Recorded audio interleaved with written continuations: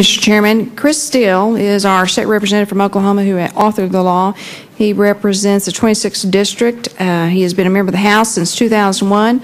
He's a member of the Public Health Committee, Veterans Subcommittee, Human Services Committee, and serves as the chair of the Health Subcommittee in the legislature. He was very instrumental in passing this bill, which will establish separate and secure long-term care health facilities for violent and sexual offenders.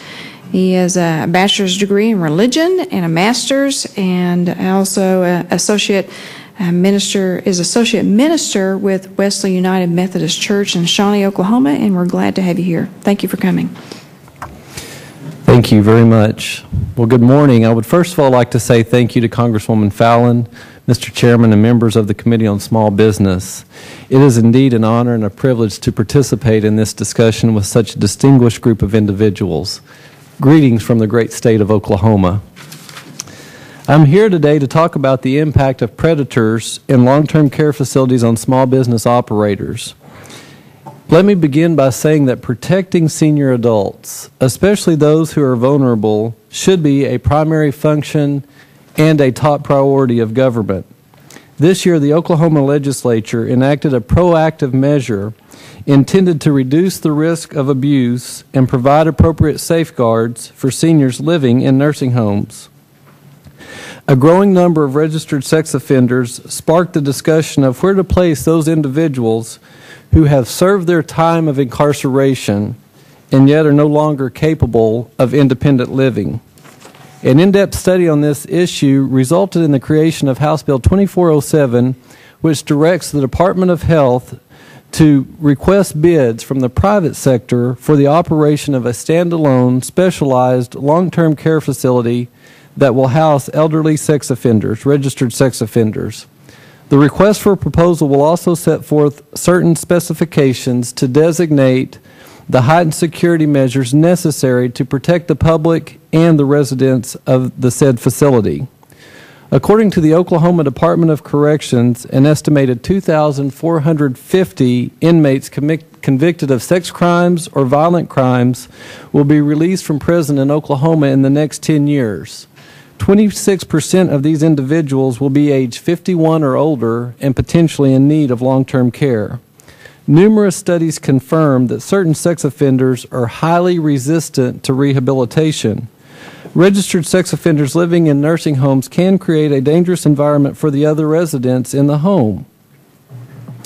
It is estimated that approximately 30 individuals listed on the Oklahoma Sex Offender Registry currently reside in nursing homes today. In 2005, Oklahoma passed a law requiring nursing homes to post public notifications when a registered sex offender is admitted. This measure also directed the Department of Corrections to notify local law enforcement entities about the location of sex offenders residing in nursing homes within their community. However, because of low staff levels and a short supply of security guards, some long-term care operators have experienced difficulty in properly monitoring sex offenders residing in their facilities. Federal regulations also prevent nursing homes from restraining residents except in very rare circumstances. Offenders living in nursing homes also present a challenge for small businesses. Knowing an offender is living in a particular facility creates a sense of uneasiness, a sense of unrest, and a sense of uncertainty for family, loved ones, and the other residents. The perception is that no one is safe in a home with an offender. Yet federal law requires that states pay for long-term care services for those individuals who are Medicaid and Medicare eligible, regardless of whether or not they're convicted felons. An interim study conducted in the fall of 2007 resulted in nursing home officials encouraging lawmakers to prevent those sex offenders, those convicted of sex crimes, from being placed in with the general population. In addition, advocate groups such as AARP and others expressed support for the establishment of a separate facility for registered offenders in need of long-term care. By encouraging the private sector to establish a nursing home with additional security measures for registered offenders, it is the belief of our state that better protections would be afforded to the aging population while meeting the needs of those who have served their debt to society yet remain at risk of reoffending. Protecting our senior adults, again, should be a primary responsibility and priority of government.